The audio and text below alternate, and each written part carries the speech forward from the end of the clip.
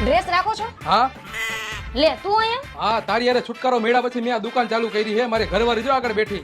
એવું હે એમ ને? હું ડ્રેસ લેવા આવી હતી. હા તો જા મારી ઘરવાળી આગળ અને ગમે એવા ડ્રેસ લઈ લે, પણ પૈસા દેવા પડશે હો. મારી જેમ ફોટો ન બતાવતી તું આપણો જૂનો. ના હું તારી જેમ ફોટો નહીં બતાવું હો. શું બતાવું? ડ્રેસ બતાવું કે કુર્તી? ડ્રેસ બતાવો ને.